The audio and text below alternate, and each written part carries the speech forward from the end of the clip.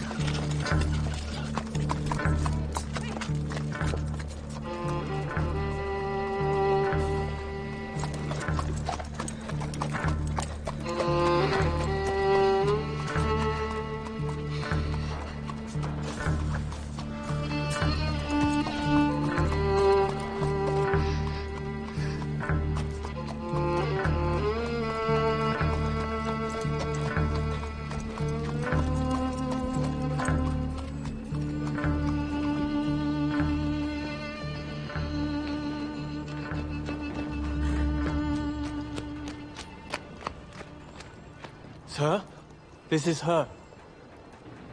The girl who tells fortunes.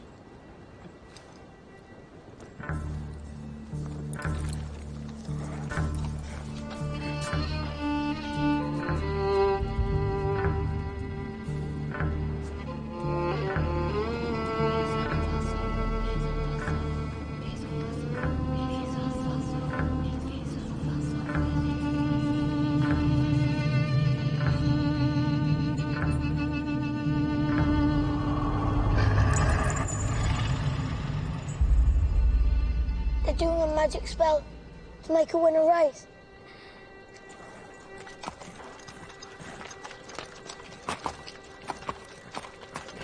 The horse's name's Monaghan Boy.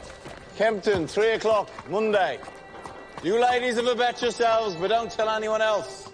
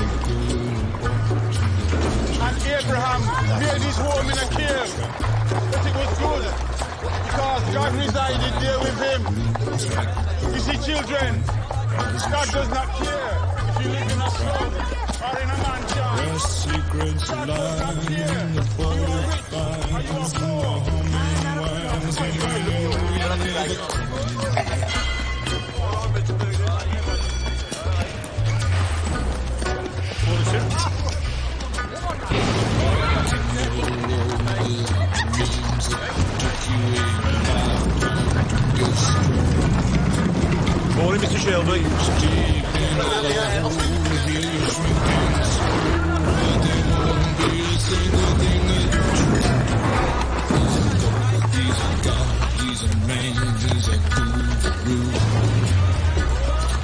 You're one microscopic cog in his catastrophic plan, designed and directed by his rage rising.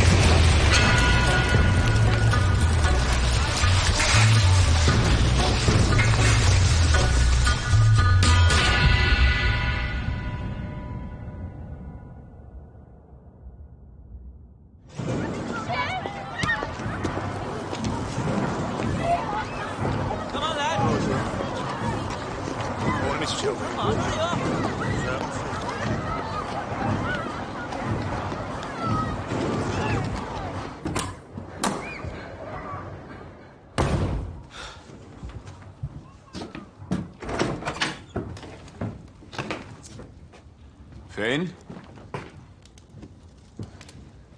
Arthur's mad as hell. What does a 10-year-old know about hell, eh? I'm 11 Sunday.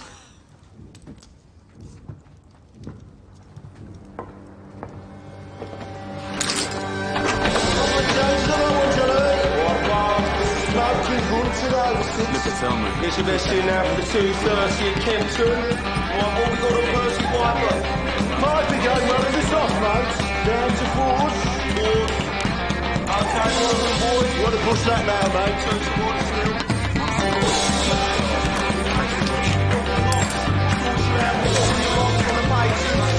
Two to one, get your bets in now. Would you say we've got submarines in our favour? 4 to 1. Tommy! Tommy, look at the book. Yeah, what do you want, mate? Just look. Tommy! All on Monaghan, boy. Good work, John. Tommy! Get in here. Now. That'll be 6 pennies, Nipper. That's 10 bob you'll see for that.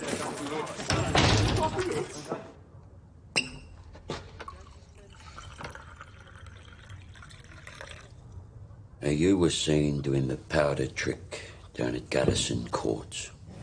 Times are hard. People need a reason to lay a bet. There was a Chinese. The washerwomen say she's a witch. It helps them believe. We don't mess with Chinese. Look at the book. Chinese have cutters of their own. We agreed, Arthur. I'm taking charge of drumming up new money. What if Monaghan Boy wins, Tommy? You fixing races now. Do you have permission from Billy Kimber to be fixing races? And what's got into you? You think we can take on the Chinese and Billy Kimber? Billy's got a bloody army! I think, Arthur. That's what I do. I think. So that you don't have to.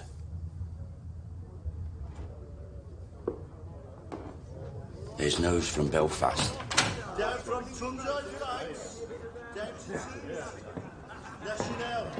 I'm calling a family council tonight at 8 o'clock. I want all of us there. You hear me? There's trouble coming.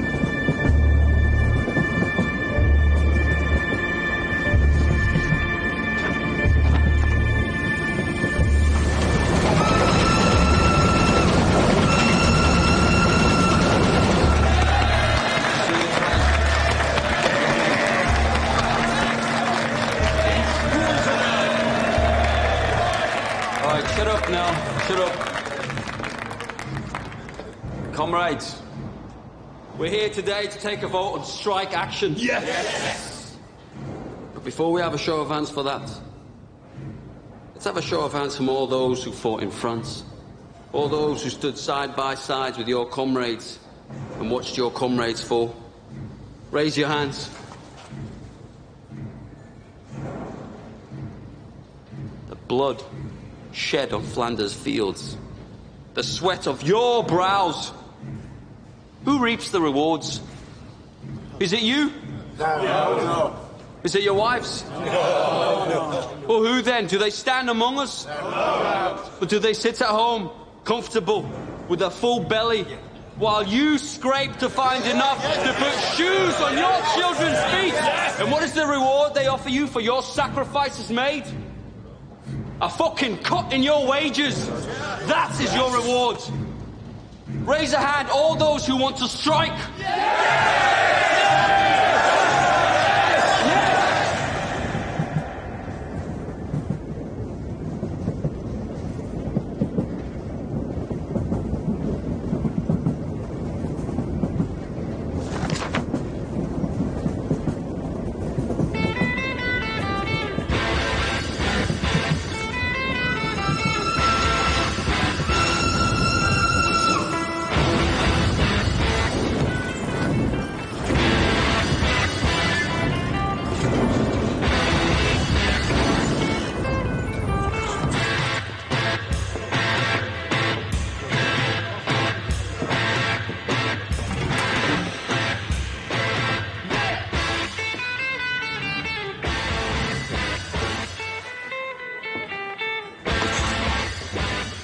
On the house, Mr. Shelby?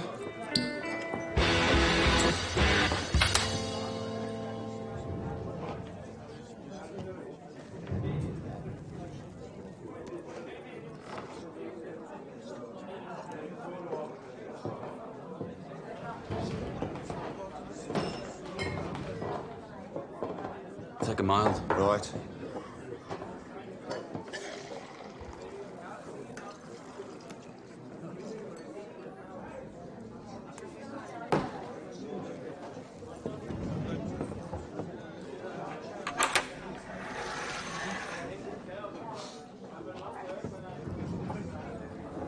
Cheers, Thomas. Good health to you.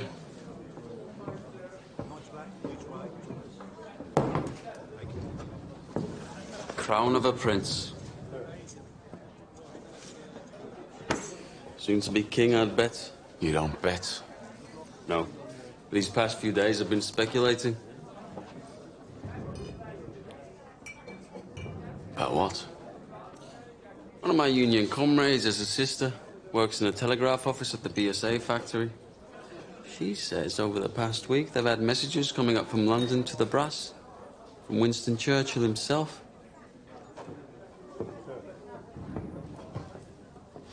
Something about a robbery. A robbery of national significance, it said. She found a list of names left on the telegraph machine. And on that list was your name and my name together. What kind of a list would have a name of a communist and a name of a bookmaker side by side? Perhaps it's a list of men who give false hope to the poor. The only difference between you and me, Freddy, is that sometimes my horses stand a chance of winning.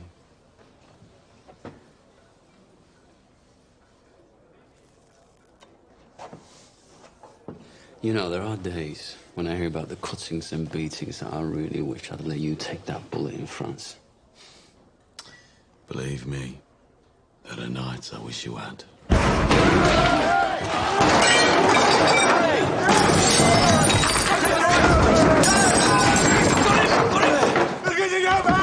On three! 1, 2, 3, down! Breathe, Danny! Breathe! Danny, you're home. We're all home in England. You're not in France. You're not an artillery shell, Danny. You're a man. Hey! You're not a whiz-bang. You're a human being, Danny. You're all right. You're all right. You're all right. Up. Up. It's all right. It's all right.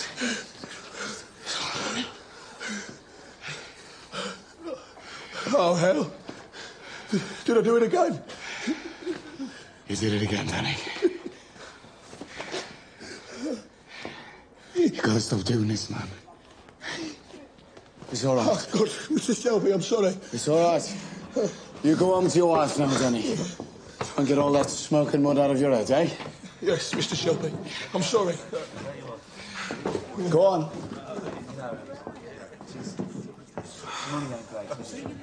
Mr. Shelby, you have to do something about it. Damn right, Harry. You pay the Peaky Blinders a lot of money for protection. You're the law around here now, Tommy, aren't you? Maybe you should put a bullet in Danny Whiz-Bang's head like they do with mad horses. Maybe you'll have to put a bullet in my head someday, too.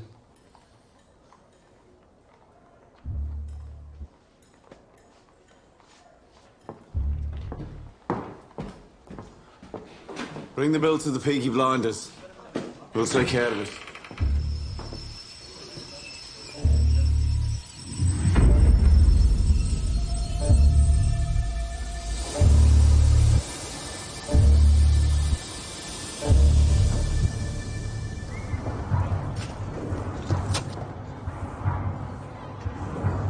Look at the gun.